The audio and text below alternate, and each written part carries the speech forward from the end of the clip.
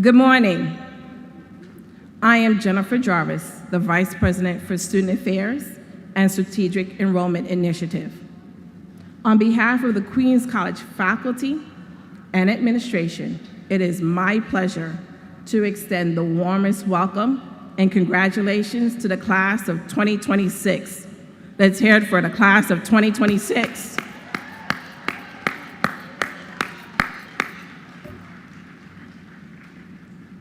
Today, we, the Queens College community, remember and celebrate all the long hours and hard work that so many of you have put into making this day possible.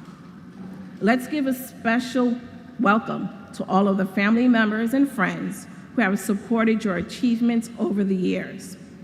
Many of you have traveled great distances to be here today and to celebrate this momentous occasion. Once again, let's hear it for you, family and friends.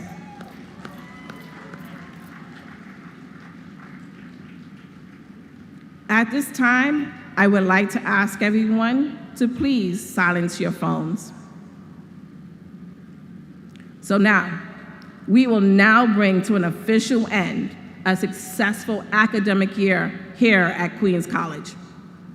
The class of 2026 is walking through the welcome gates of Casino Boulevard right now, the last time as a student. With that being said, please note our order of procession is as follows. Coming down the side aisles will be our alumni class from 1951, 1966, 1976, and 1986. And they are led by our Assistant Chief Marshal, Eric Silverberg. It is wonderful to have so many of our alumni here today to congratulate the class of 2026 and to celebrate their own momentous occasion.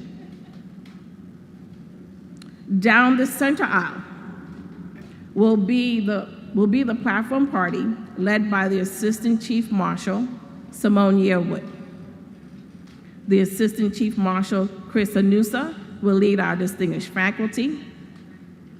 Our marshals will lead the graduates from each of our academic schools who will proceed down all the aisles.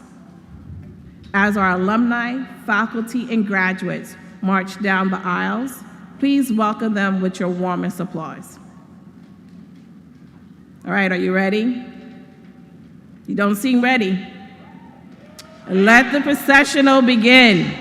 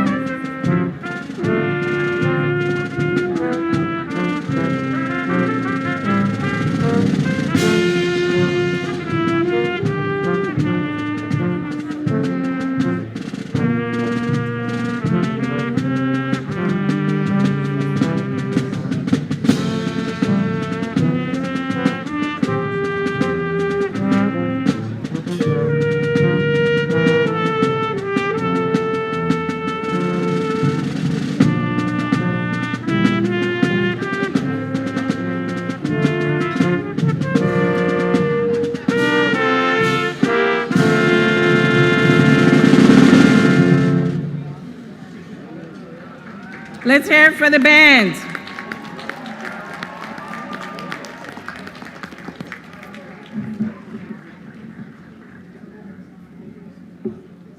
It gives me great pleasure to introduce our Chief Marshal, Hong Gap Min, who will officially open and close the commencement exercise.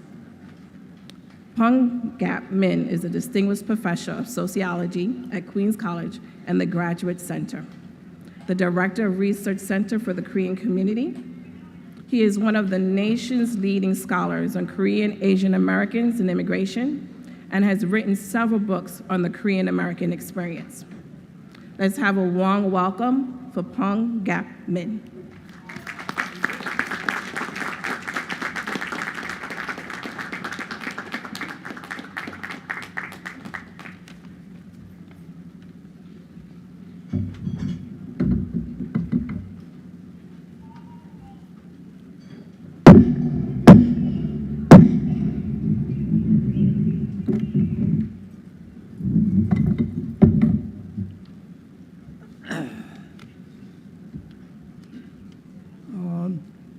Ladies and gentlemen, the 102nd commencement exercise of Queens College of the City University of New York are now officially open.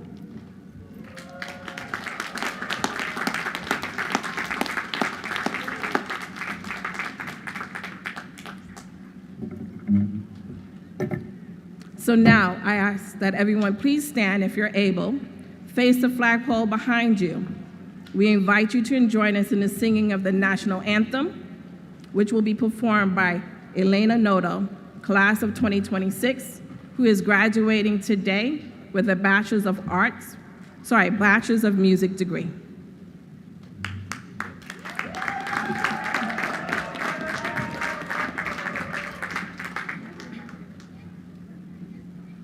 Oh, say, can you see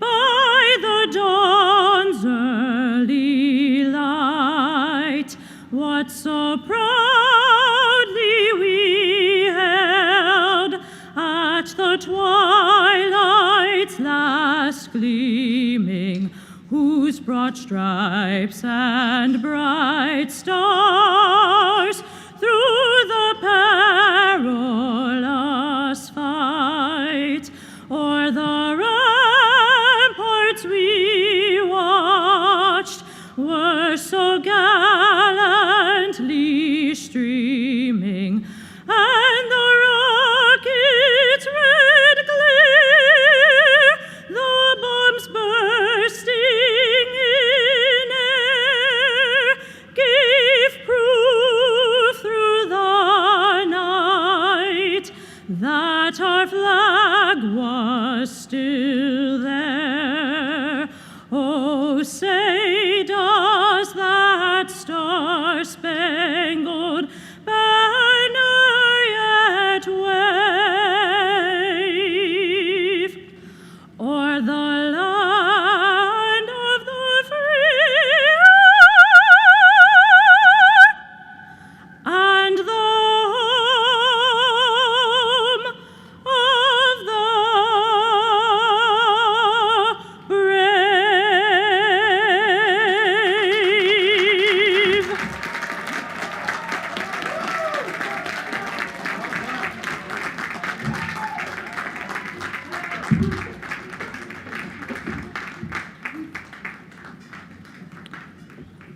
Please, can we hear it one more time for Elena?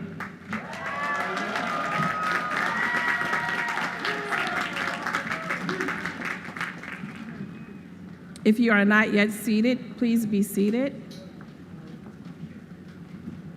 Right.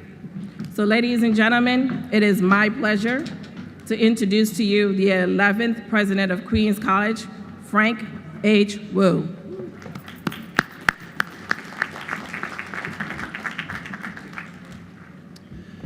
Thank you, Vice President Jarvis and Chief Marshal Hong Gap Min. We are honored that you are serving in those roles today, and we appreciate, Professor Min, your many contributions to this college over the decades. I am humbled and thrilled to be here today. It is such a privilege to serve this great institution and to preside over a joyous occasion on a wonderful day right here on our beautiful campus in the world's borough. This is now my 7th commencement ceremony since taking on the role, and I look forward to it each and every year.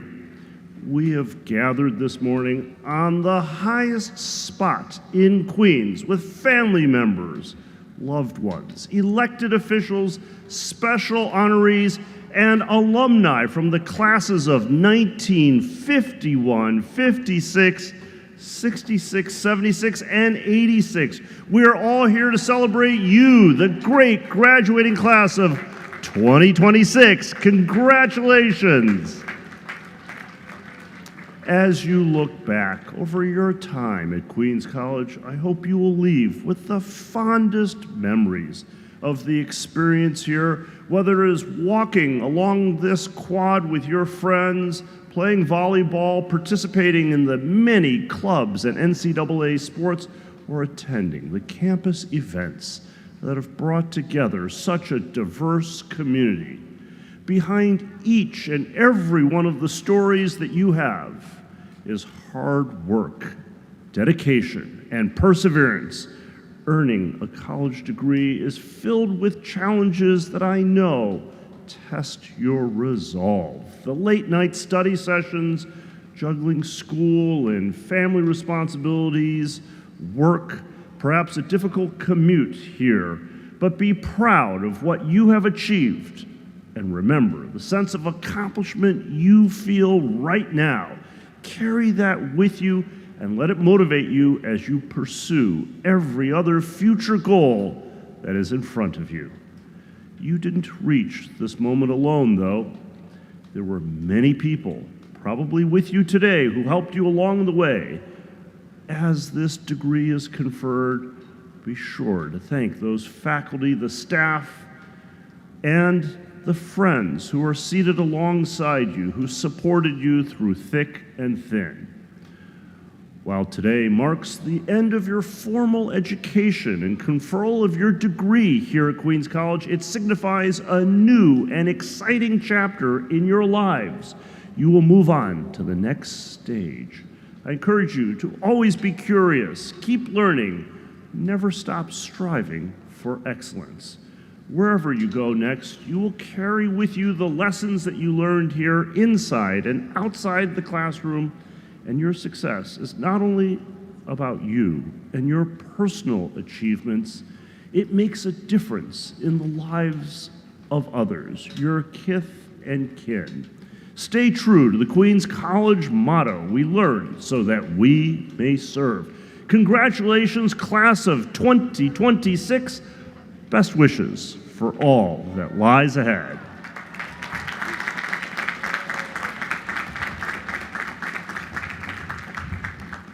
I'd like to take a moment, as is customary, to acknowledge the special people in the audience. Will the students who are following in the footsteps of anyone else in their family, a parent, a grandparent, an older brother or sister in obtaining a Queens College degree or any CUNY degree from one of our sister institutions, would you please stand? Whether you are the first in your family to earn a college degree or you're following the footsteps, you now join the almost 40% of American citizens with a bachelor's degree or more.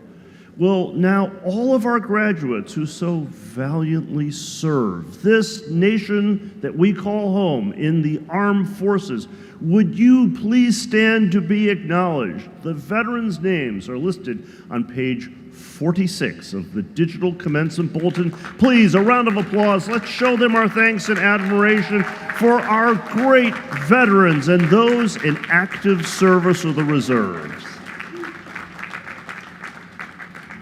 I'd like to mention some of the achievements of the class of 2026. If you would hold your applause to the end. The highest honor conferred on those who are graduating here at Queens College are the 2 Paul Clapper scholarships. They go to David Davidoff and Rachel Pecan. All right, go ahead and applaud, please. The Queens College Retirees Association Laura Funk Silverman Scholarship goes to Monica Perez. The Molly Weinstein Prize goes to Sana Bukhari, Hanan Latif, Laba Mahmood, and Jacob Tannenbaum. And the Joe and Carol Brostick Scholarship goes to Hajra Asan and Harmony Chanalal. Please give all of these honorees another round of applause. And to all of the parents and grandparents, the guardians, to the brothers and sisters, uncles and aunts, husbands and wives, partners, significant others, and friends, let me say to you, congratulations. A big round of applause from the graduates for everyone in their family who is here, to all of their friends who guided them to this point.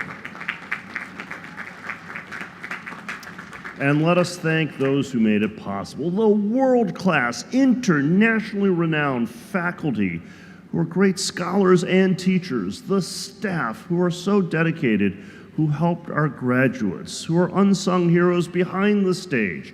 And a special thank you to the Office of Campus Events and Commencement, which has spent months putting together this program, to our Communications and Marketing Office, to Academic Affairs, Student Affairs, Office of Alumni Affairs, Information Technology, Public Safety officers who are keeping us safe even now, and our Buildings and Grounds professionals who made everything look even better this morning. A special thanks to all of those departments and programs represented and hard at work even as I speak. I'd like to introduce, yes, please, let's applaud for all of them. They are here all around us. And be sure to thank them at the conclusion of the ceremony. There are members up here on this stage, members of the platform party.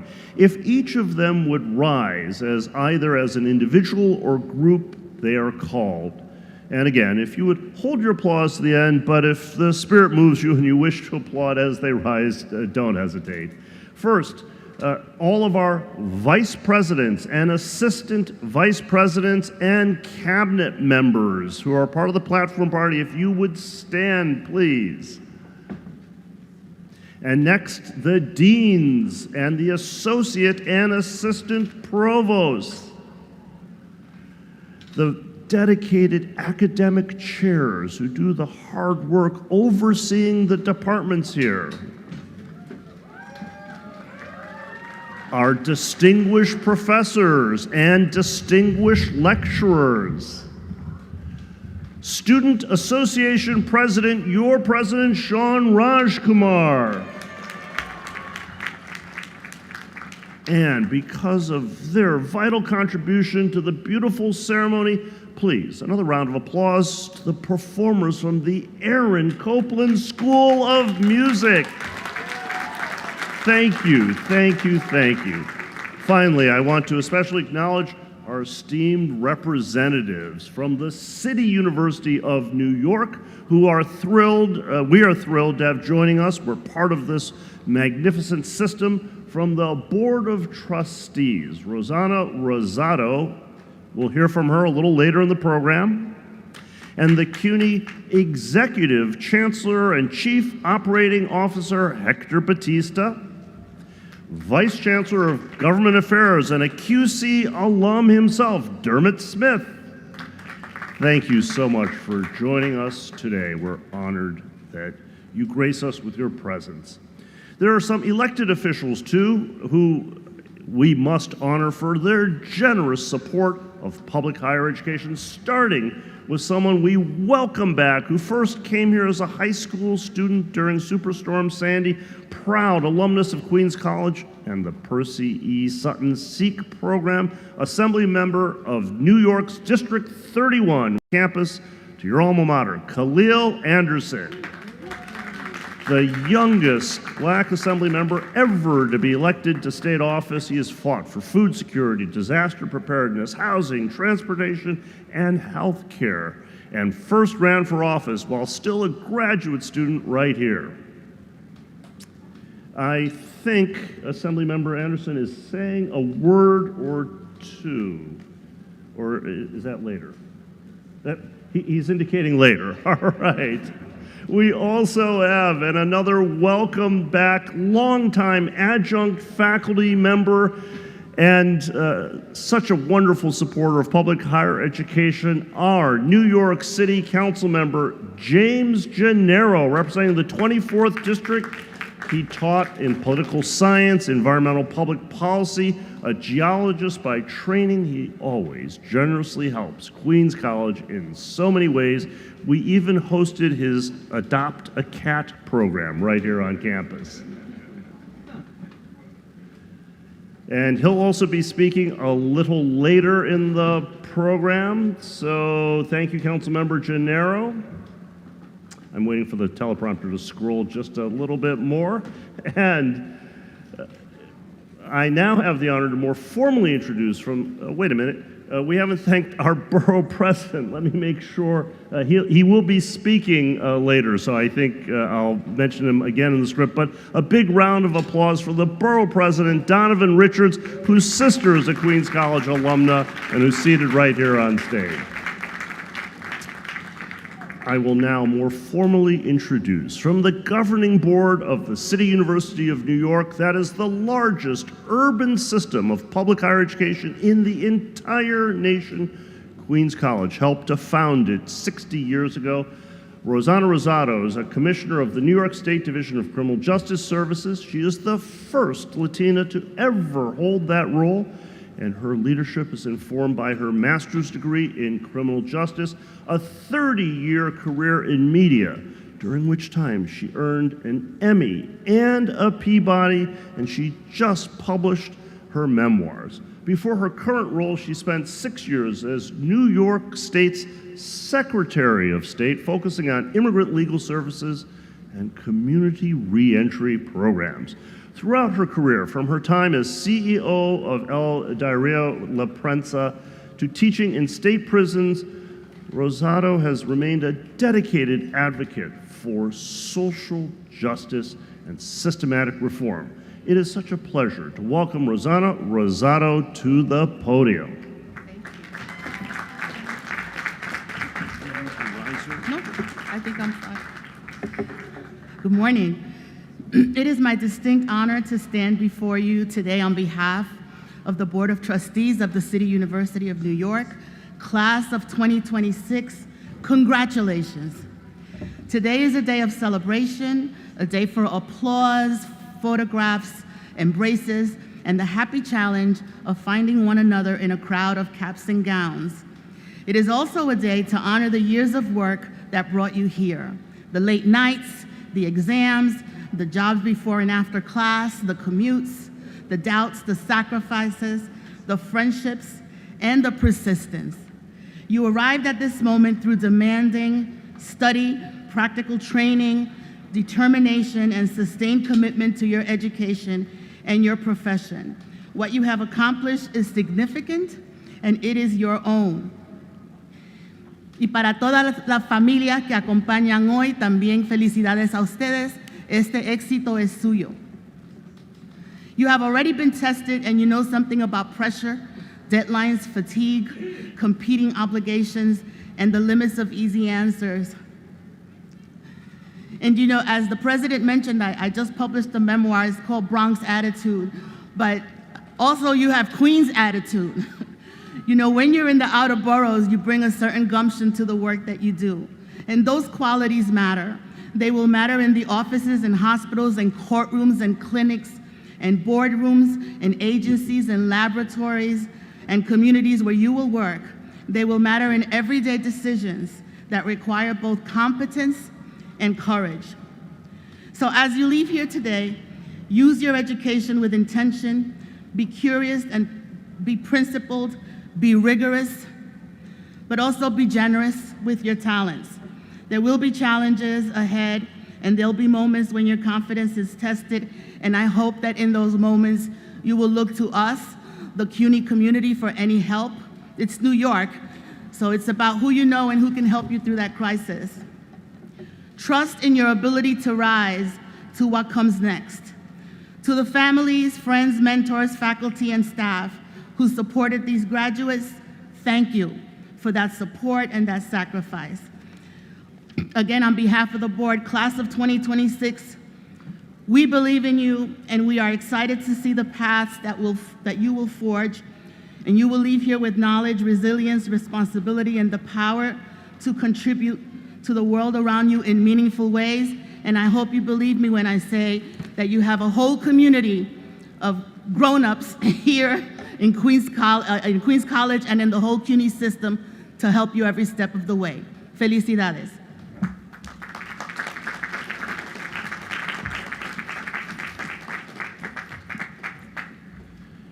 And now we will welcome to the podium in order Assemblymember Khalil Anderson and then City Council Member James Gennaro. Assemblymember Anderson.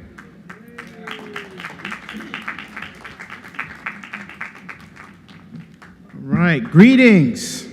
Greetings to President Wu, to VP Jen Jarvis, to my colleagues in government, to the graduates, and to all the family and faculty here. Greetings and congratulations to you all. Give yourselves a big round of applause. Now I'm going to keep my remarks today short because today is only about one thing: resilience. Look around you. This space is full of it, of resilience. Not perfection, but resilience. Not just success, but people who kept going when it would have been easier to stop. That's what brought you all here today, class of 2026. And I want to start with the SEEK program. SEEK is not just a program, but it represents and signifies institutional resilience. It is the belief that talent is not determined by background, but by persistence and support meeting opportunity. And there has always been forces inside of systems and beyond them that have questioned programs like SEEK, tried to shrink them or weaken them or even erase them, but SEEK is still here. Not because it was easy, but because students like you refused to break. Even every graduate in this audience today, in this space today, there is proof that resilience wins. Now I want to tell you guys a quick story of a young man who almost didn't graduate high school, a young man who failed more times than he'd like to admit. I know because I spoke to him this morning on my travels down from Albany. A young man who entered college full of hope, but carrying more weight than most people could see. Early in his college journey, he told me this morning he suffered the loss of his stepfather, the only father figure he truly knew. After that, things started to unravel. He struggled academically and failed multiple classes in his first year. At the same time, he entered a relationship that felt like comfort in chaos, but solely became a distraction from his purpose. By the end of that semester, he failed 4 out of 5 of his courses and was placed on academic probation for nearly 2 semesters. At one point, he even warned that academic dismissal was on the table. That means that the school was this close to telling him he was done, but he stayed. And that is where resilience begins, not in success, but in staying.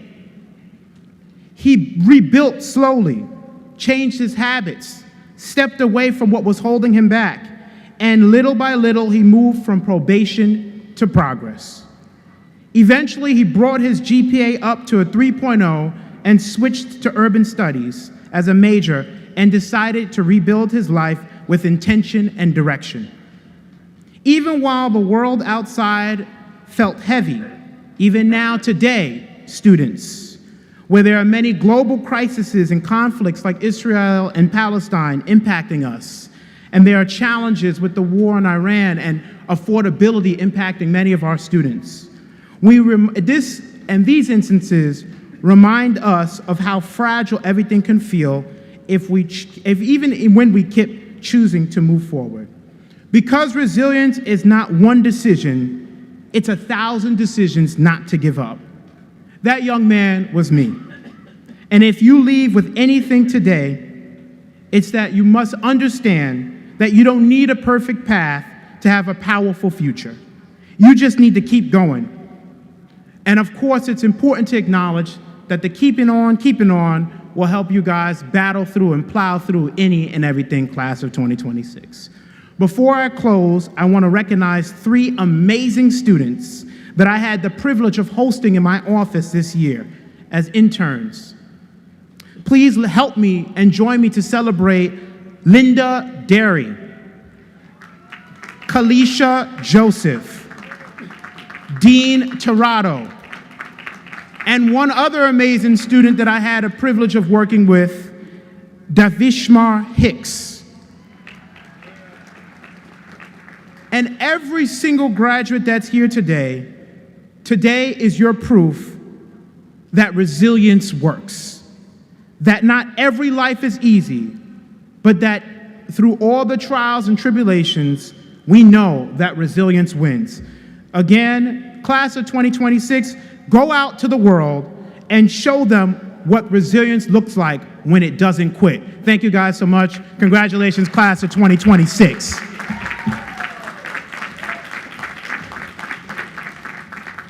The Honorable James Gennaro.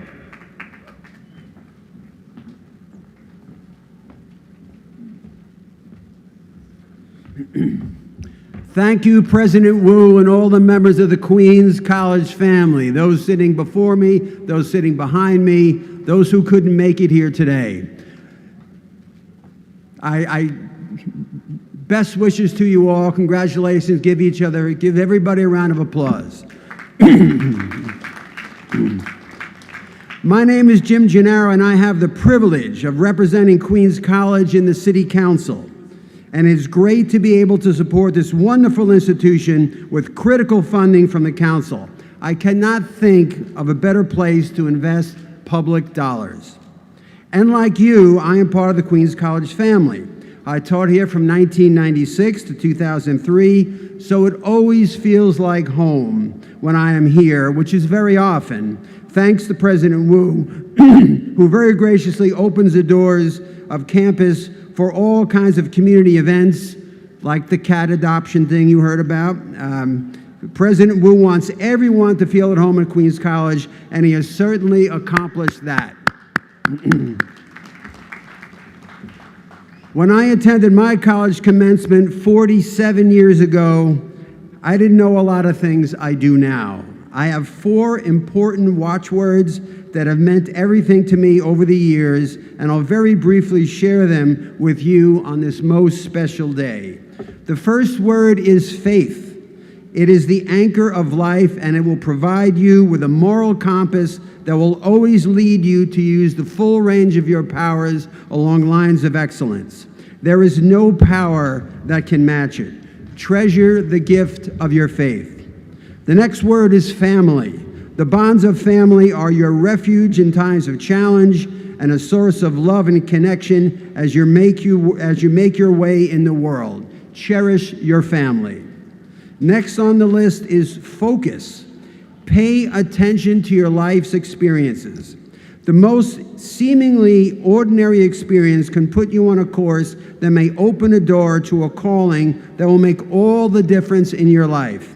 Stay focused to find your life's path and use that focus to build the life that inspires you. The last word is fortitude. There will be many occasions when life is going to hit you so hard that carrying on with life as you know it will seem impossible.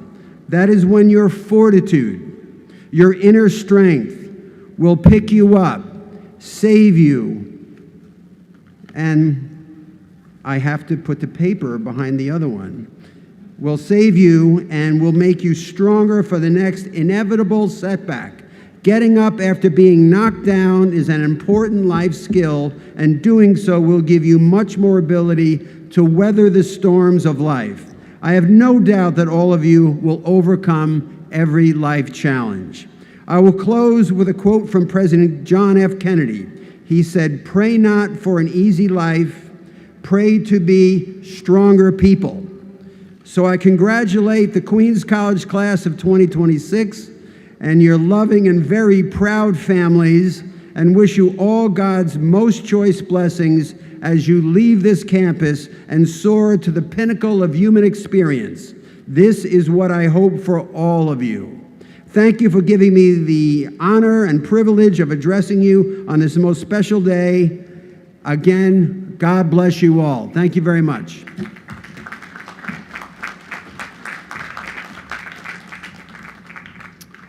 And now we will hear from our student speaker, Paul Clapper Award recipient, which is, again, the highest honor conferred to a graduating student here at Queens College, David Davidoff, class of 2026, a philosopher and future lawyer.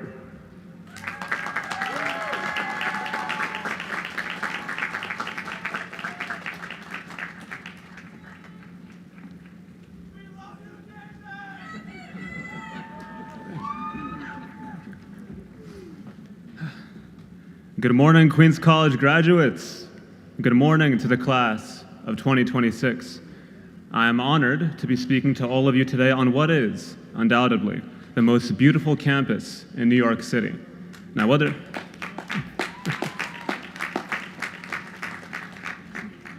you've dormed here for the last 4 years or you commuted regularly like I have, Queens College campus has been for all of us a home away from home. And with its views, it's a home worth bragging about. We all have some fond, aesthetic memories of this place. Whether it's sitting by our fountains and looking at the Manhattan skyline set against a beautiful sunset, or watching the leaves bloom pink in the spring, or even just gazing over the bridge and the quad from the top floor of the library tower.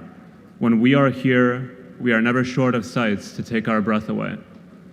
But to be honest, we've often been short of time. After all, we are hard workers.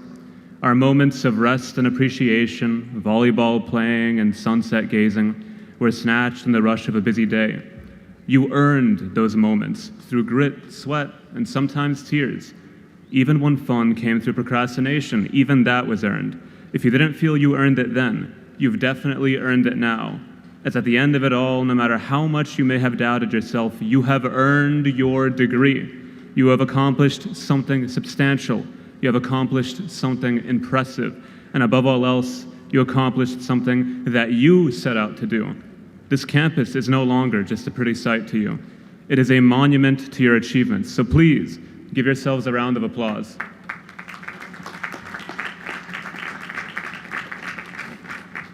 We should be proud. Yes, we should be proud. But above all else, we should be thankful. Personally, I thank my parents, my sister, and my grandparents, who have supported me and continue to support me throughout my entire life.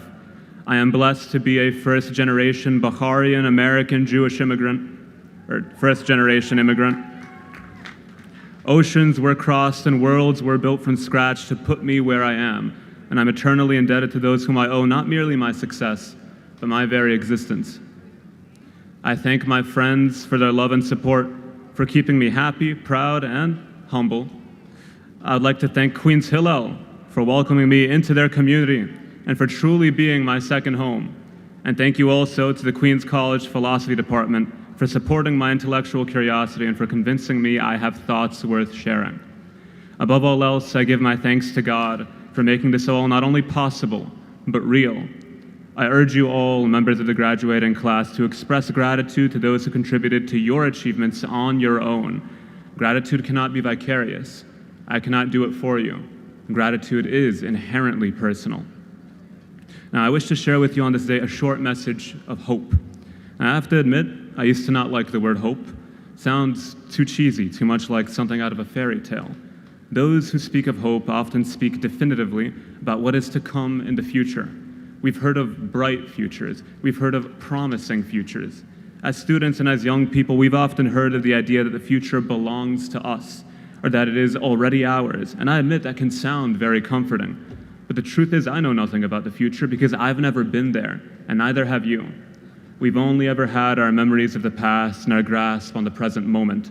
So how then, without a window into what is to come, can any of us speak honestly and realistically of hope? Now, here as a solution, I offer a definition that comes from a personal inspiration, the late Rabbi Jonathan Sacks. He said, and I'm paraphrasing a bit, hope is a refusal to be comforted.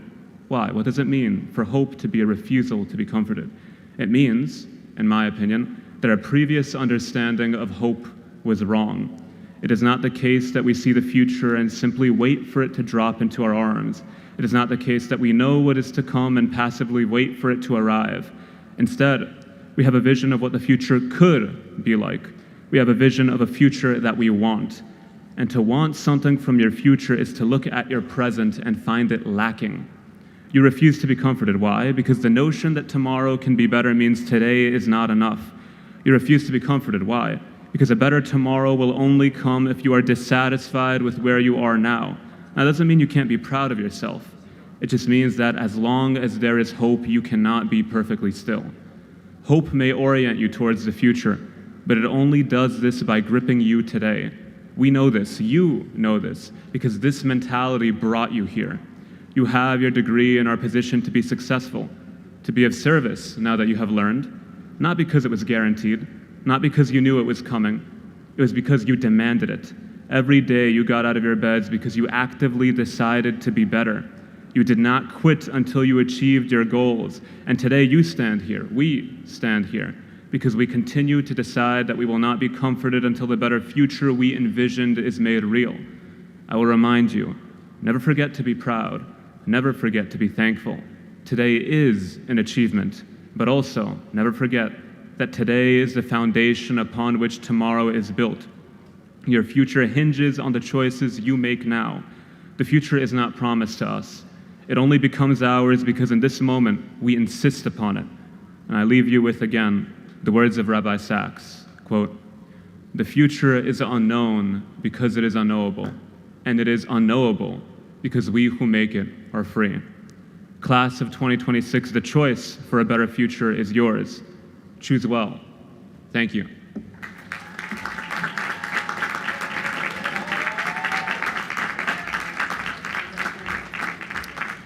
Thank you so much. Another big round of applause for our student speaker, David Davidoff. Now it is my distinct pleasure to welcome Carly Reed, granddaughter of Maria Maynard Daly, and to confer posthumously an honorary doctorate of humane letters.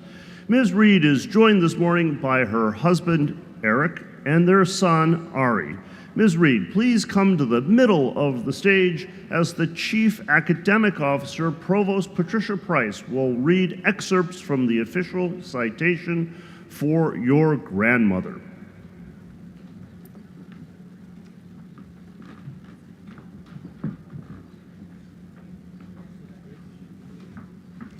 An historic trailblazer and gifted scientist, Dr. Marie Maynard Daly Clark conducted foundational research that paved the way for modern genetics and cardiovascular medicine. A proud alumna of Queens College, she graduated magna cum laude before making history in 1947 as the first African-American woman in the United States to earn a PhD in chemistry. Her groundbreaking work Absolutely. Her groundbreaking work on protein synthesis and cellular nuclei contributed to the discovery of the DNA double helix, while her later research was among the first to establish the critical link between high cholesterol and heart disease. Beyond the laboratory, Dr. Daly was a tireless advocate for equity, dedicated to opening the doors of higher education to women and people of color. Through her decades of teaching at the Albert Einstein College of Medicine and the establishment of scholarship funds here at Queens College, she turned her personal success into a bridge for future generations. In conferring this posthumous degree, we honor a pioneer who perfectly exemplified our motto, "We learn so that we may serve," leaving an indelible legacy as an intellect, a mentor, and a contributor to the public good.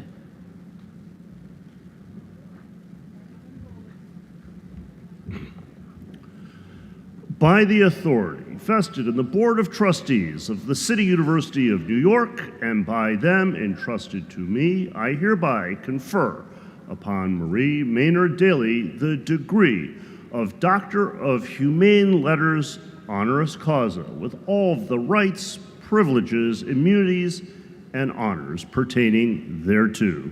Please, if we could have applause.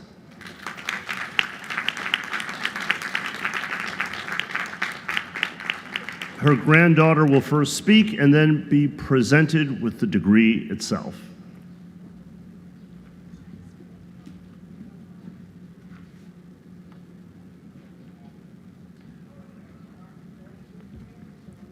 Good afternoon, graduates. Standing here today, I feel like I'm looking at a two-sided mirror. One side, the world sees Dr. Marie Maynard Daly, the trailblazer, the Columbia PhD holder, the woman whose research fundamentally changed our understanding of the human heart. But on the other side of that mirror, I just see Nana. It's a surreal experience to realize that while I was picking beach plums at the end of August with her in a basket on the shores of Long Island's East Hampton and Sag Harbor for her homemade beach plum jam, she was busy being the first African-American woman to master the chemical complexities of the human body. I used to think her secret recipes in the kitchen were just for Sunday dinner. Turns out her best recipes were of the building blocks of life. What makes today truly profound, however, is the geography. Like Nana, I'm a Queens native. I attended Louis Armstrong Middle School, LaGuardia High School of Performing Arts, Howard University, where Nana was briefly a professor from 1947 to 1948. I eventually attended grad school at University of Maryland.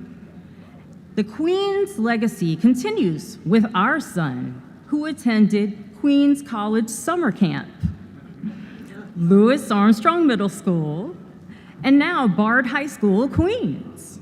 Even my mom and my aunt got their master's degrees from Queens College. I believe growing up in Queens is a cheat code. If you could survive the trains, the rent, the 5 different languages arguing on one block, the rest of the world is easy mode. Before the world knew her as a scientific titan, Dr. Daly was a student right here at Queens College. Her institution was her foundation. It was here in these classrooms and labs that she built the intellectual floor that allowed her to eventually shatter the glass ceilings at Columbia and beyond. While she lived in Corona, balancing the weight of her groundbreaking lab work, she never forgot where her journey began. She earned her Ivy League accolades later, but it was the education she received here that provided that spark. Receiving this honorary degree today isn't just a tribute, it's a recognition of the soil that nurtured her genius before the rest of the world even knew her name. Nana knew that science and math are more than academic subjects. They are the ultimate tools for mobility. They are the keys that unlock doors that for a long time were bolted shut for people who looked like her. She often spoke of her father, Ivan Daly, who attended Cornell for science himself under a scholarship, but had to leave because he could not afford it. She took that family setback and turned it into fuel, but she did not do it alone. Marie's mother, Helen, also played a significant role in fostering her interest in science and helping with homework assignments, encouraging her love for science while simultaneously raising 2 younger twin brothers, Edward and William. When she and my grandpa Vincent eventually married, They conducted their greatest experiment together, the recoding of our family's future. Their relationship was so cutting edge for their time. He was so supportive of her academic prowess. In an era where the path from the lower class to the upper middle class was rarely paved for Black families, they built their own road. Working together, they achieved the impossible. Because of their partnership, they built a life that moved the needle of our family history. Nana, with Grandpop's loving support, provided that her mastery of science and math can turn a struggle for survival into a legacy of stability and generational wealth. When I think about the life that Nana shaped, from the classrooms of Queens College to the labs of Columbia to the shores of East Hampton and even Sarasota, I'm reminded of my favorite poem by Lucille Clifton, "Won't You Celebrate With Me?"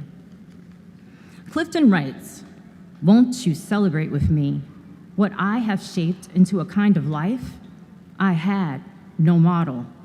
That was Dr. Marie Maynard Daly. She had no model. There was no blueprint for a Black woman in the 1940s to dominate biochemistry. She had to invent herself while inventing the science. Clifton ends this poem with these powerful lines: "Come celebrate with me that every day something has tried to kill me and has failed." Nana didn't just survive the somethings that tried to stop her, she thrived. She turned the resistance into persistence and a Queen's foundation into a global legacy. So as I accept this honorary degree on her behalf from her alma mater, Queens College, I ask you to do what she did. Be the catalyst in your own life. Be that someone in your family who refuses to fail. Nana, we are celebrating you today, right here where it all started. Thank you.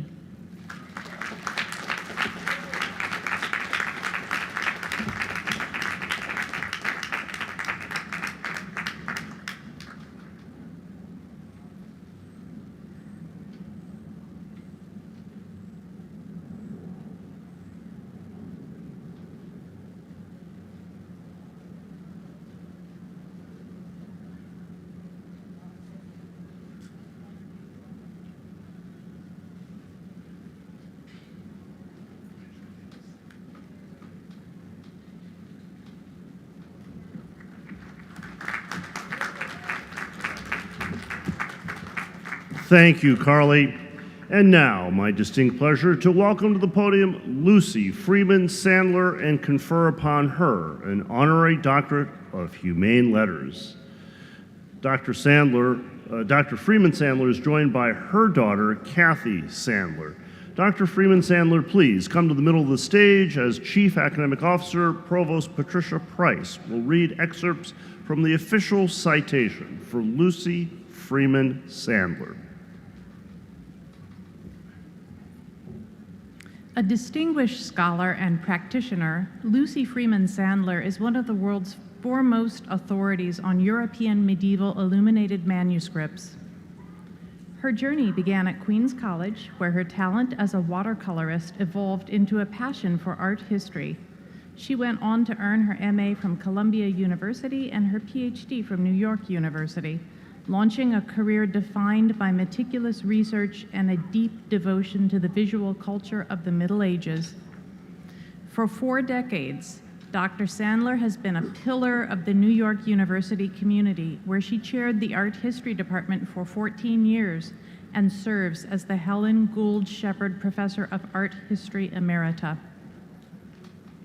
Her impact on the field was further solidified in retirement when she was awarded an Emeritus Professor Fellowship by the Andrew W. Mellon Foundation, a rare honor reserved for the most impactful scholars in the humanities. Dr. Sandler has shaped our modern understanding of how medieval art was created and experienced. From curating landmark exhibitions at the British Library to authoring groundbreaking publications, she has transformed the study of medieval art with fresh insight and continues to inspire new generations of scholars and artists alike. We confer upon her this honorary degree today in recognition of her pedagogical and scholarly excellence, her distinction and impacts on her field, and her service to the pursuit of knowledge.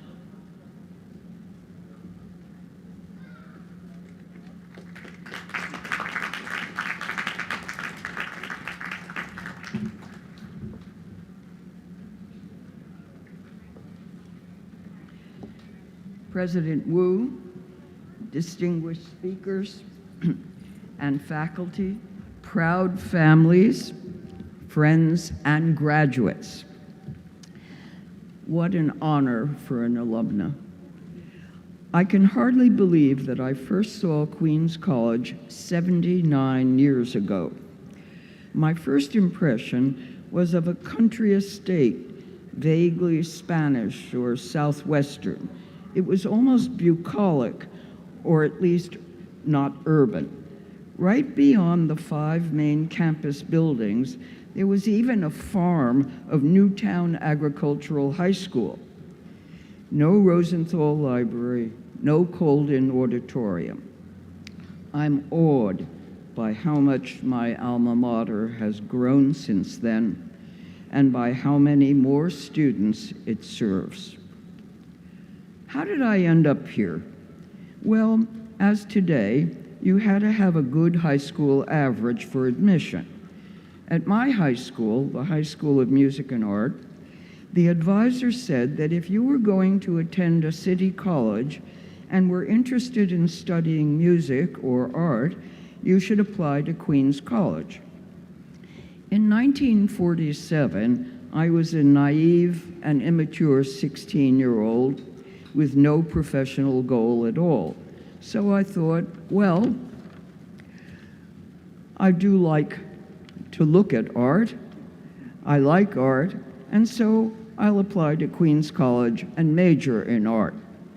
Of course, it turned out that along with painting and drawing classes, there were lots of required courses. In fact, it was a whole 2-year liberal arts program, plus. You even had to take phys ed. The required courses encouraged me to do more advanced study, especially in French and English literature, philosophy, and history. That is, those are the humane letters of this honorary doctoral degree. The advanced subjects I chose were connected with my developing interest in the history of art. Majors in art, which meant training in drawing, printmaking, painting, and sculpture, had to take some art history. And from my first art history survey course, I had an almost religious conversion. I think I took every advanced level course that was then offered. 2 of these courses, medieval art and Northern Renaissance art, were taught by Francis Godwin, after whom the Godwin-Turnbach Museum here at Queens is named. Professor Godwin was the teacher who gave my life a direction. It was still not a professional goal, but a thirst to learn more, in particular about the art of the Middle Ages. As I came close to graduation, I told Professor Godwin that I might like to continue to study medieval art and asked her whether I should apply to Columbia University or the Institute of Fine Arts of NYU. She recommended Columbia because of her admiration of Meyer Shapiro, one of the great 20th century scholars of medieval art. This was before the age of the graduate record exam and before any financial help was forthcoming on acceptance in a graduate program. My progress to the PhD, which I did in the end complete at the Institute of Fine Arts, was slow and intermittent, taking 13 years in all, because I had to alternate study with work. But over those years, I do think that I finally grew up intellectually and professionally. After my degree, and actually even before, I began to write articles and books that I hope will have contributed to our knowledge of the Middle Ages.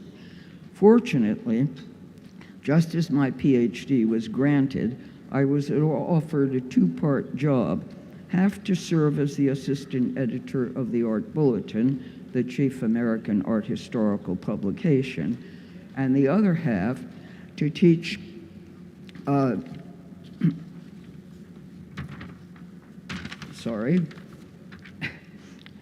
to teach in the art history department of NYU. The NYU part became full-time and permanent and was my professional teaching position for almost 40 years.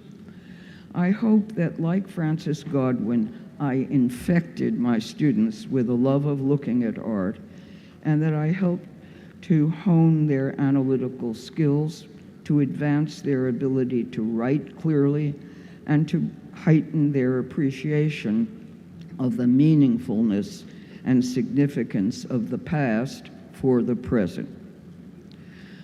I know that it's customary to offer a message of hope to graduates on this occasion. In our present troubled world, it's very difficult to phrase this message in terms of a specific hope for your professional success. What I do hope is that you'll use everything you've learned at Queens College for your intellectual pleasure and profit, and that you will pass on the benefits of your experience to society at large, as I've tried to do. Thank you again for this honor.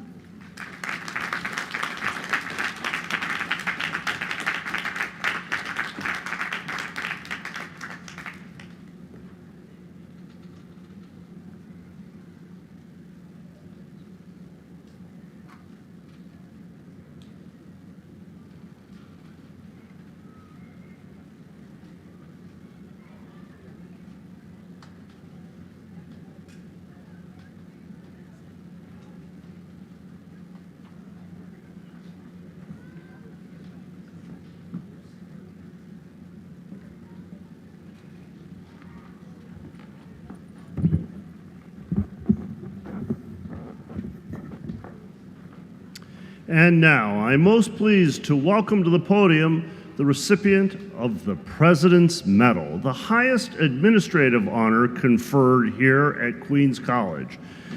This goes to the Borough President, Donovan Richards, Jr. As the Chief Academic Officer, Provost Patricia Price will read excerpts from the official citation for the Honorable Donovan Richards.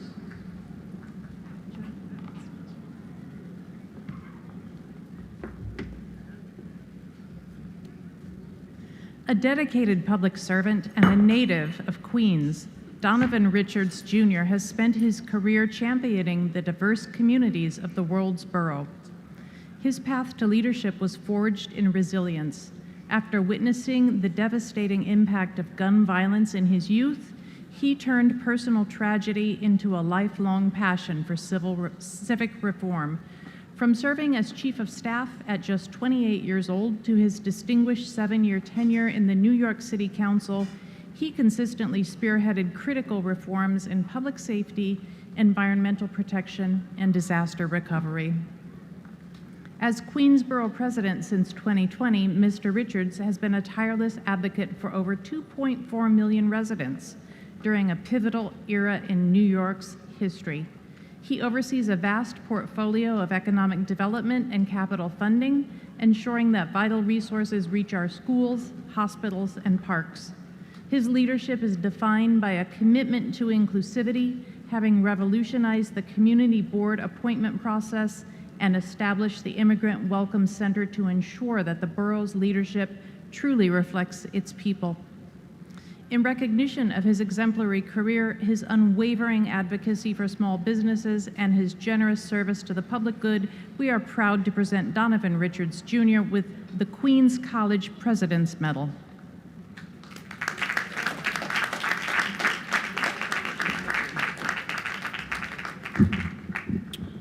All right. You made it, Queens College class of 2026. Give yourselves a round of applause. Are you ready to take on the world or what? Are you? I don't hear you. Are you ready to take on the world or what? I hope you are, because our borough, our city, and our world are in desperate need of young, determined leaders like all of you. First off, I want to thank my good friend, President Frank Wu, for the invitation to speak to this incredible class. Thank you, Frank. To Jay and Jeff as well, thank you. Queens College is a pillar of higher education in this city because of you, and I'm deeply grateful for your partnership. Once again, let's give Frank Wu a hand and the staff, the incredible staff, for leading this institution with grace. My name is Donovan Richards, and I have the honor of serving as the 21st Borough President of Queens. But that title doesn't mean anything to me right now. Today, I stand before you as someone who's proud to call each and every one of you my neighbor. I stand before you in complete awe of all that you have accomplished. And I stand before you convinced that the future of Queens in New York City has never been brighter. And because that future will be shaped and led by every single one of you. As I look out into this crowd, I see what makes this school in this borough so special. I see people from all walks of life, all races, all religions, all backgrounds, all identities, and all orientations. And make no mistake that our diversity is our strength in Queens County. I see immigrants who came to Queens in search of an opportunity, like the one you'll realize today when you walk across this stage. I see first-generation Americans like myself, whose parents sacrificed so much in order for their kid to receive a college degree. Now, I was the first person in my family to go to college. Raise your hand if you're the first in your family to go to or graduate from college as well. Please raise your hand. Let's give it up for them. If you raise your hand, never forget those who helped you get to this day, and never forget your ability to do great things in this world. And while I'm at it, I got to shout out Jessica Zapata, the sister of my education director, on her graduation as well. Being here today brings me back to my own graduation from college, right down the road. On that hot spring morning, I was sitting in that crowd you're sitting in today. And I may have been recovering from a grad party the previous night, like some of you might be too. Don't worry though, I'm the borough president, so I hereby pardon you for that. But on my graduation day, I couldn't help but think of what a huge moment that was for me and my family. Like many of you, I went to class all day and then worked all night just to put myself through school. And like many of you, I wanted to give up more times than I could count. But as much as I wanted to quit, I wanted even more to make my family proud. They put their dreams aside just to make going to college a possibility for me, especially my father, who immigrated from that great island called Jamaica, Yemen, with nothing in his pocket. And I know for a fact that so many of your own parents did the same. Some probably came from all across the world right here, the world's borough, with only the clothes on their back and a dream to give their kids a better life than they could have ever hoped for themselves. So to all the parents and guardians in the crowd, I want you to stand up. You can stand up. Let's give them a round of applause. Today is just as much your day as it is the graduate's day. Queens College class of 2026, we pay our loved ones back by always reminding them of our love and our gratitude for their sacrifice. So let's say a first post-grad thank you and give them a round of applause. Give your family members a round of applause. The world we're living in today is turbulent. Chaos swirls all around us. Our immigrant communities this country has welcomed for 250 years are under threat like never before. The headlines alternate between the cost of war and the cost of the grocery bill. And our young people are still trying to pick up the pieces from COVID-19. Many of you in this crowd lost most of your high school years to the pandemic. And as the father of a soon-to-be middle schooler, I can't imagine what his teenage years would look like if he were forced to stay home.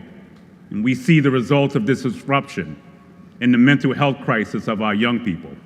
We see it in our addiction to social media and the attachment to our phones. And we see it play out in tragedies, just like the murder of Jaden Pierre in Roy Wilkins Park, where a 15-year-old kid was shot and killed just last month, while dozens of other kids recorded it on their phones. These last few years have been painful times for all of us, but there is a flip side to that coin. We have an incredible opportunity to turn the pain we felt into progress for all of us to enjoy. You see, I was in your shoes once. I was 18 years old when my best friend, Darnell Patterson, was shot and killed in South Jamaica. And I had to make a choice. Do I let Darnell become just another statistic in the gun violence epidemic, or do I do whatever I can to keep Darnell's memory alive by preventing other senseless deaths like his? I chose the latter. I chose to ask my city council member what he was doing to prevent gun violence. And he turned around and gave me a job, by the way. And that's where I finally found my passion, serving my community and working to improve the lives of my neighbors, working to make sure Darnell Patterson would be the last life we lose to gun violence in my neighborhood. From there, I worked my way up through every level of the city council, right on up to becoming a city council member in Southeast Queens. And I am today, standing as your borough president, because I did my best to turn that pain into purpose.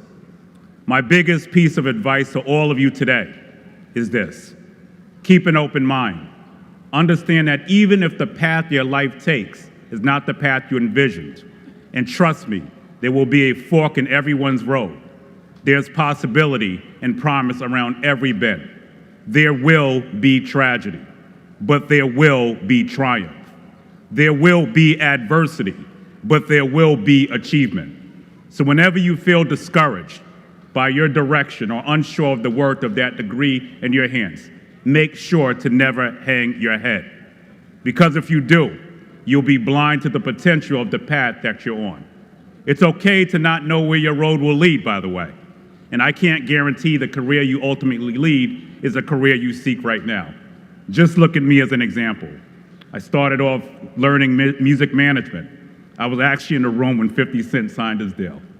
Less than 10 years later, I was graduating from Vaughn College with an aviation management degree.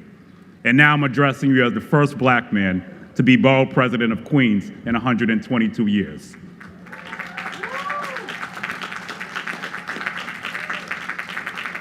See, that first or even second career path you walk might not ultimately be your calling. You're looking at living proof of that. So commit yourself to living your life with clear eyes and an open mind. That's how we lead the most successful lives we can possibly imagine.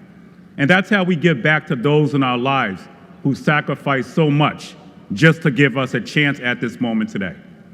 Graduation is not the end of your educational journey. You have only just begun to learn about yourselves as professionals and as people. So always be open to knowledge and understanding. Always be open to change and taking chances. None of us knows what lies ahead on our path forward. But what I do know is that somehow, some way, each of you will make a difference in this world. And it's a world I can't wait to live in. May your paths be prosperous and your journeys be full of wonder. Congratulations to the Queens College class of 2026. Queens, get the money. Let's go Mets and let's go Knicks. Congratulations on your day.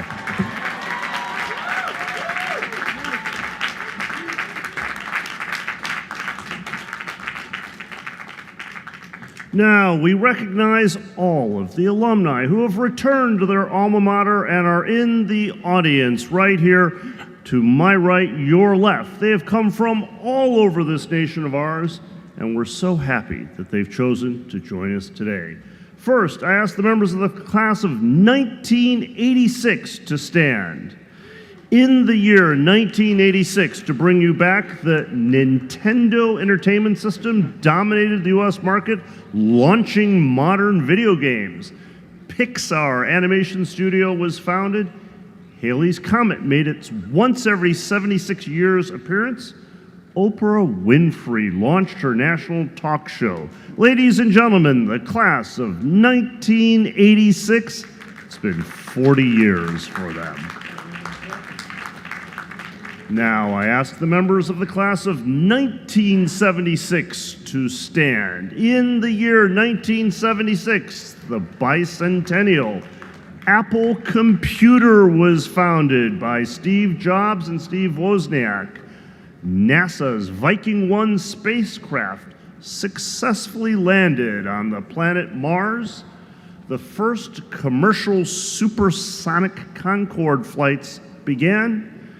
Bohemian Rhapsody by Queen hit #1 on the pop charts. Ladies and gentlemen, I give you the Queens College class of 1976.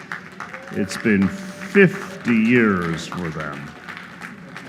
Now, I ask the members of the class of 1966 to stand. In that year, that's 1 year before I was born, the Beatles released Revolver, one of the greatest rock albums of all time. NASA's Lunar Orbiter 1 took the first photo of our planet from the moon's orbit. The United States passed the National Historic Preservation Act, and Star Trek premiered on network television. Ladies and gentlemen, I give you the Queens College class of 1966. Now I ask the members of the class of 1956 to stand. In the year 1956, that's 70 years ago, Elvis Presley made his debut on the Ed Sullivan Show. IBM introduced the very first hard disk drive. Eurovision held its song contest in Switzerland. TV dinners were introduced and consumed for the first time. Ladies and gentlemen, I give you the Queens College class of 1956. Finally, I ask that the members of the class of 1951 stand. In the year 1951, the very first computer to ever be sold was introduced, the UNIVAC 1. The 22nd Amendment to our Constitution, limiting the president to 2 terms, was ratified. Color television was introduced and broadcast for the very first time by the Columbia Broadcast System, and long-distance telephone calls without an operator assisting that you could dial on your very own debuted in the United States.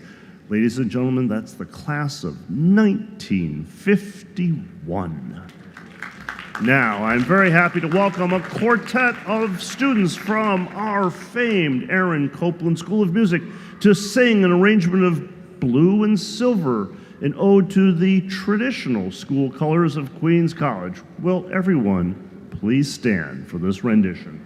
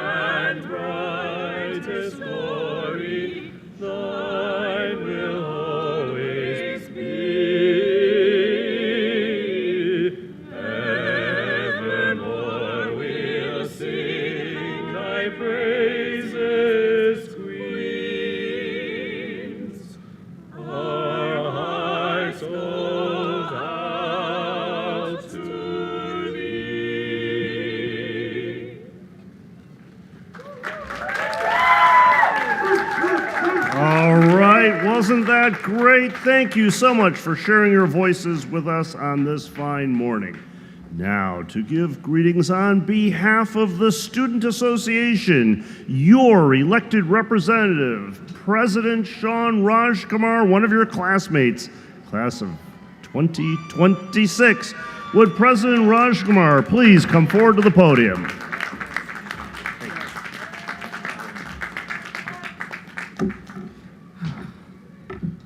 Huh. We're really at the end, huh? All right. Good morning, everyone. Say it back. Let's get some energy.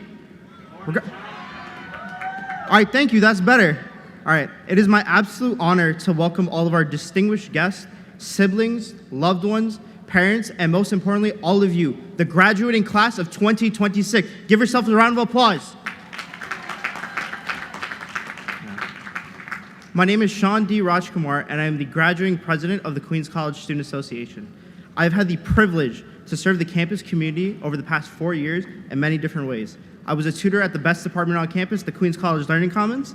I worked at the Career Center as a business career advisor, and most importantly, I served as the student government president for the past 4 years. All right. Today, however, is the end of that college journey, and we will begin new chapters in our lives. Many of us will be starting new careers, pursuing higher education, or even moving out and starting new families. However, as you close this chapter, I don't want you to forget where you came from, and I want you to truly celebrate this milestone today. So first, let's play a little game, and I hope you guys play along. I want you to raise your hand if any of the following apply to you. You are the child of immigrants or the first in your family to attend college. You had to spend long nights studying and grinding to pass a class that you thought you were gonna fail, like it was over. Yeah. You came here to create a better life for yourself and your family in the future. Now, I want you guys to take a look around real quick. I know especially in this digital age, it's kind of hard to feel alone and not see people, but truly look around. The human experience is universal. We all bleed the same, we all struggle the same, and we all want the same thing in life, to truly be happy. Now, I know today is a long day, and there's been a lot of speeches before me, so I'm gonna leave you off with 3 quick lessons so you can get to your department graduations and take your pics with your friends. Firstly, never give up. I know this sounds super basic, but honestly, sometimes you just gotta lock in. In my junior year, I lost my president election by 10 votes. I lost my job at Bloomberg, and I had severe nerve damage in both of my arms and my left leg. I couldn't even hold my phone or type on my computer. I didn't let that stop me though. I was beaten and I craved success. Every day, no matter how cooked the situation was, I knew if I just hung in there a little bit longer, I could find success. Every day for a whole year, I grinded 60 hours a week working my jobs. I went to physical therapy and rehabilitation so I could use my arms again, and I did deep work on my mental health so I could be in a better place. A year later, I am so proud to announce I am graduating as the president. I've secured my full-time offer at Wells Fargo, and I'll be moving into my new home with my best friend, Deepak.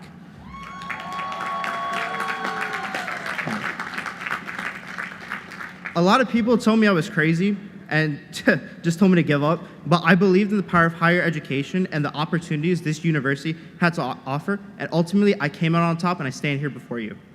My second lesson I'd like to impart on you is to not burn bridges and to stay connected to those you met. Life is very long. We have the class from 1950 here and they're still coming back. So you're gonna meet a lot of people along the way and be connected. The guy that you met in your accounting class, he's now a CPA running his own accounting firm. The one girl from your CS 111 class, she started her own startup and raised $1 million of venture capital. And that one person you saw cramming on the whiteboard in Rosenthal, they're now the nurse that is now reading your vitals at your doctor office. And the best part is, these aren't just random meaningless examples I'm giving to you. I've had the pleasure of working and meeting a lot of these people. So the first person I'd like to kind of shout out, I didn't know he was gonna be here today, but Khalil Anderson, my predecessor from student government, went to become at the time one of the youngest state assemblymen. Yasin Hassan, a CS graduate from 2018, went on to fund a multi-million-dollar startup and work in Silicon Valley. And of course, Jon Favreau, our alumni who helped direct Iron Man and The Mandalorian. You truly do not know who is up next, so it's always important to be kind, be respectful, and stay genuinely connected. Third, and finally, be real. I know this might sound like corporate jargon you hear at an event, but I truly mean be yourself. There's a quote I really like from my favorite artist: anything you lose from being real was fake. If you have to change yourself significantly and what you do to constantly appease others, you will live in a lie and you will never be happy. The world doesn't need any more clones or people trying to look successful. As you graduate today and enter adulthood, you will very quickly discover other people's opinions do not matter. They don't put food in your mouth, they sure as hell don't pay your bills, and most importantly, they don't define you. And before I walk off the stage, I want to quickly thank and credit some of the people that have defined my journey at Queens College. Firstly, my friends from the student government, Moses Parente, Shristi Bhatia, Gian Matute, my treasurer, Johan Mueller, my vice president, Shania Narai, my philanthropy chair, and Annalisa Lloyd, my programming chair. And last but not least, my best friend, William Barron, the career student. Yeah. I'd also like to thank the Student Support Services, the Learning Commons, the Career Center, the Office of Student Life and Development, and especially Public Safety. Shout out to Sergeant Diodoni and Maldonado for keeping us safe and keeping us in line. And last but not least, my parents, Lakshmi and Ramwati Rajkumar, who came to this country and raised me and took care of me and allowed me to be the first person in our family to get a college degree. Thank you. And since you guys have been such a great crowd, I have a little gift I want to announce on behalf of my AVP, Vivek. So if you are planning on going to graduate school in Queens College or want to apply, until December 2027, your application will be waived and you will be able to apply for free. All right, thank you guys, I'm out.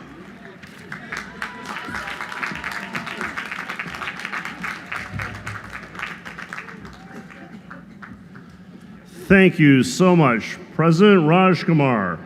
Now it is time for the official presidential charge and conferral of degrees. Because there are so many of you, we have representatives who come up on stage to be hooded.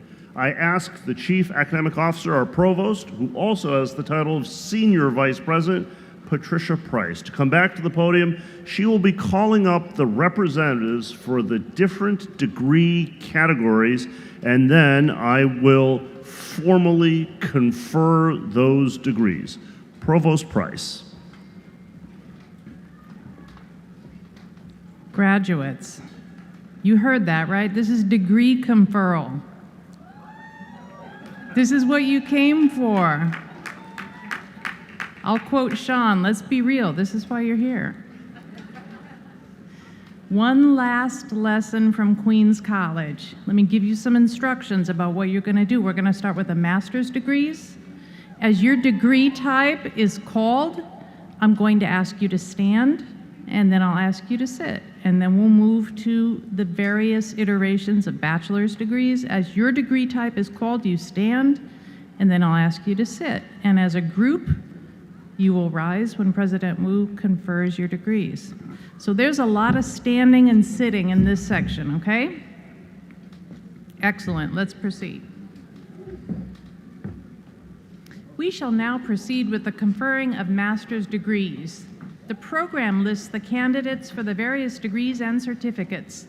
The students being hooded were chosen from among our top students in each degree category.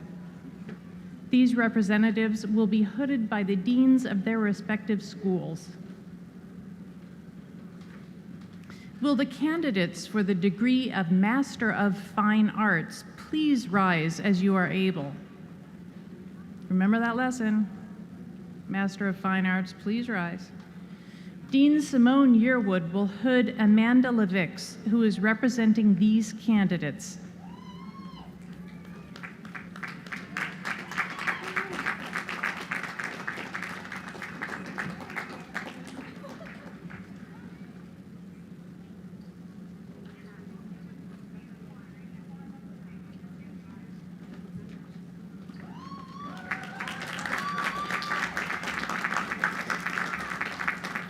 Please be seated. Will the candidates for the degree of Master of Music please rise as you are able? Dean Simone Yearwood will hood Joy Del Giorno, who is representing these candidates.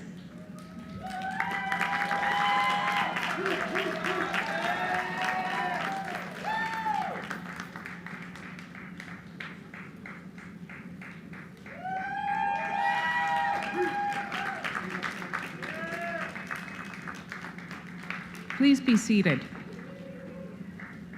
Will the candidates for the degree of Master of Arts please rise as you are able? Dean Kate Pachenkina will hood Ralph Matamoros, who is representing these candidates.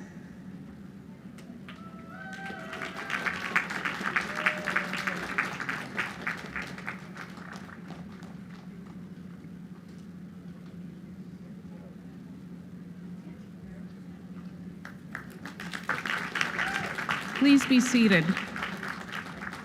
Will the candidates for the degree of Master of Library Science please rise as you are able? Dean Kate Pachenkina will hood Drew Rose Marinas, who is representing these candidates.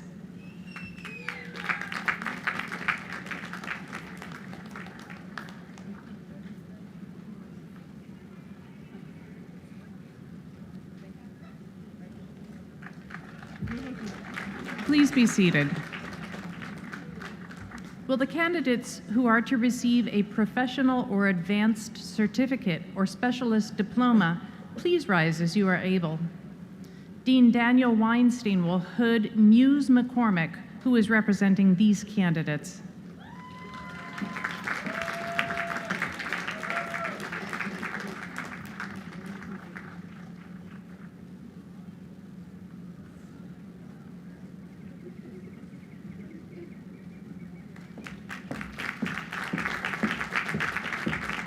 Please be seated. Will the candidates for degree of Master of Science please rise as you are able? Dean Carmen Cote will hood Richard Finkelstein, who is representing these candidates.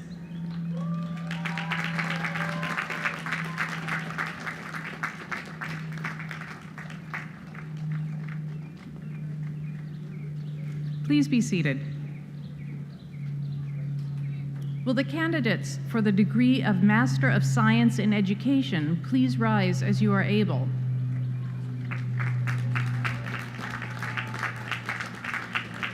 Dean Bobby Cabuto will hood Peter Ferenz, who is representing these candidates.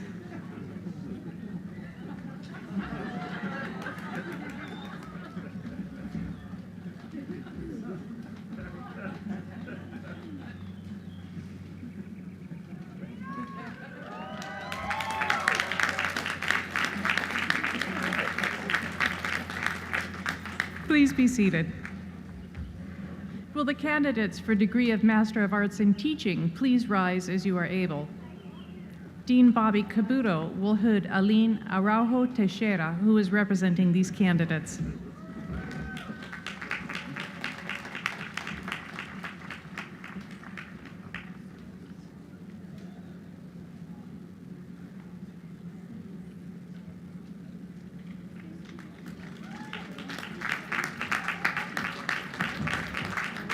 Please be seated. Now is the point where you all stand, masters. Will all candidates for master's degrees, as well as candidates for professional and advanced certificates and specialist diplomas, please rise as you are able?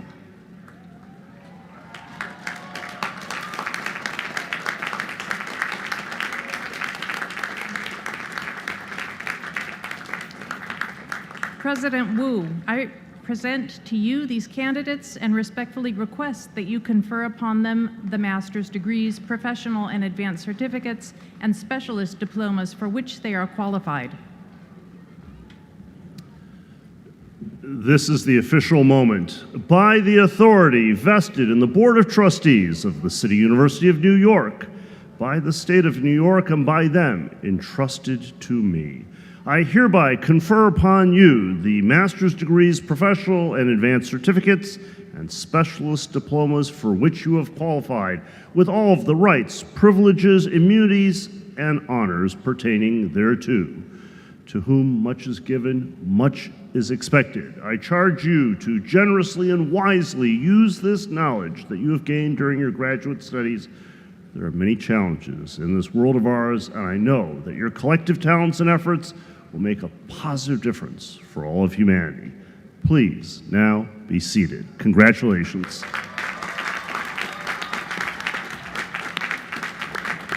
All right, bachelors, your turn now.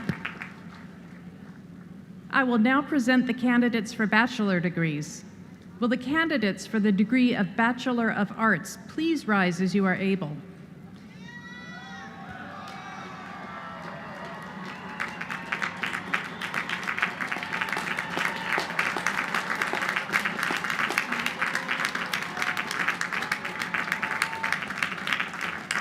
Dean Kate Pachenkina will hood Rachel Pakan, who is representing these candidates.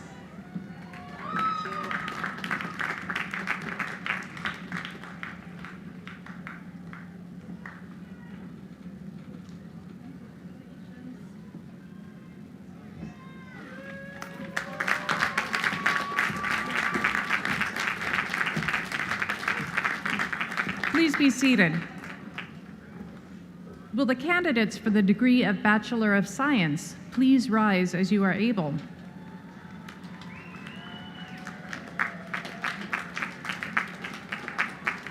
Dean Daniel Weinstein will hood Theo Ikide, who is representing these candidates.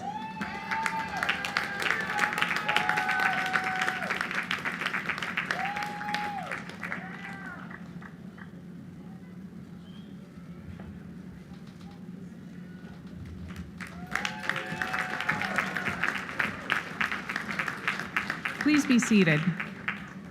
Will the candidates for the Bachelor of Business Administration degree please rise as you are able?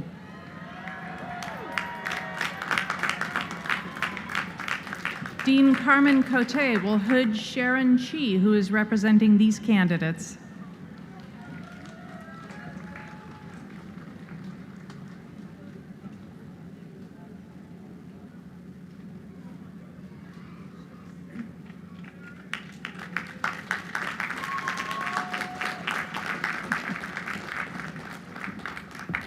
Please be seated.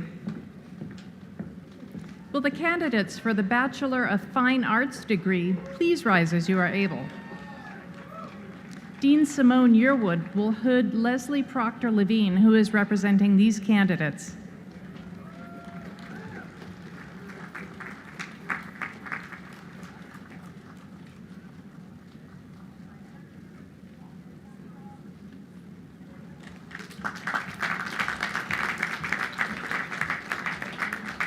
Please be seated. Will the candidates for the Bachelor of Music degree please rise as you are able?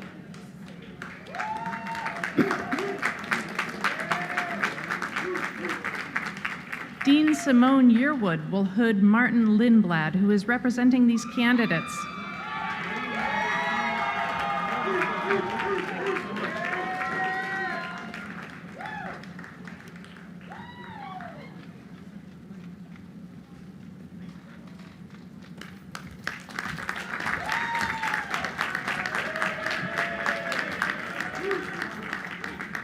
Please be seated. Will all bachelor degree candidates please rise as you are able?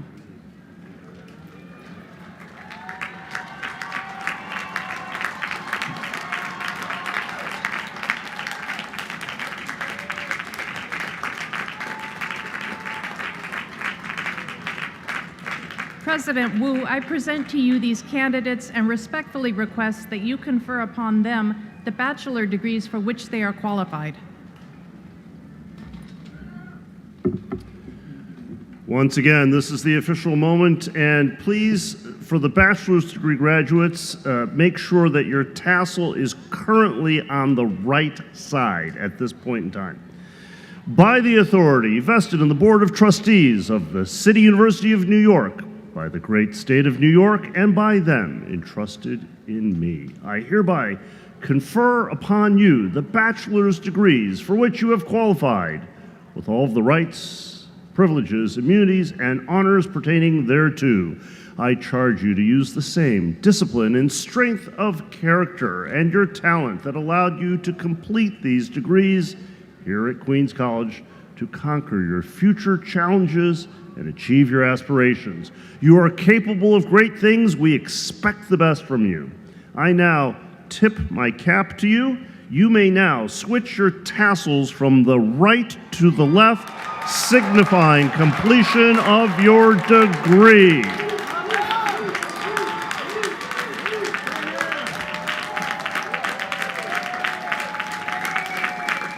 It is now the moment for a beloved tradition. Please, would all of the graduates for every degree turn and show your appreciation to your family and friends who have made this moment possible.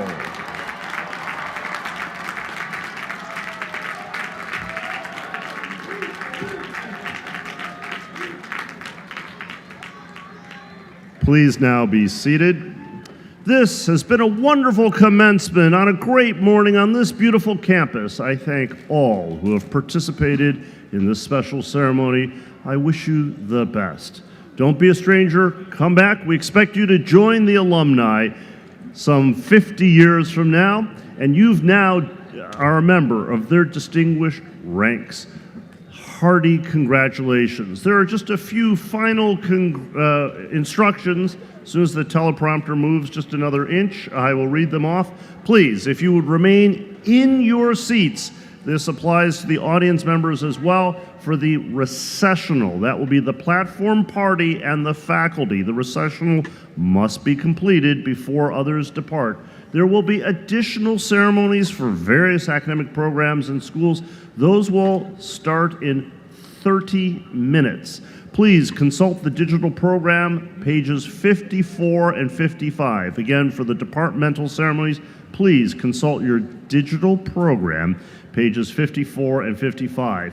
For the official close of this commencement ceremony, Chief Marshal, Distinguished Professor Emeritus Poing Gap Min will come back to the podium to close our 102nd commencement of Queens College. Again, congratulations and farewell.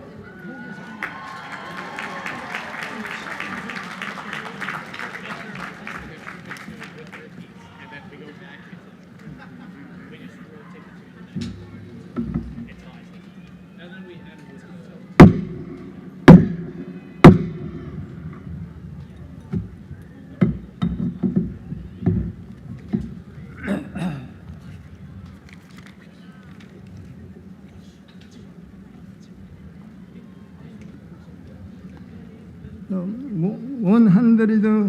102nd commencement exercise of Queens College of City University, New York are now officially concluded.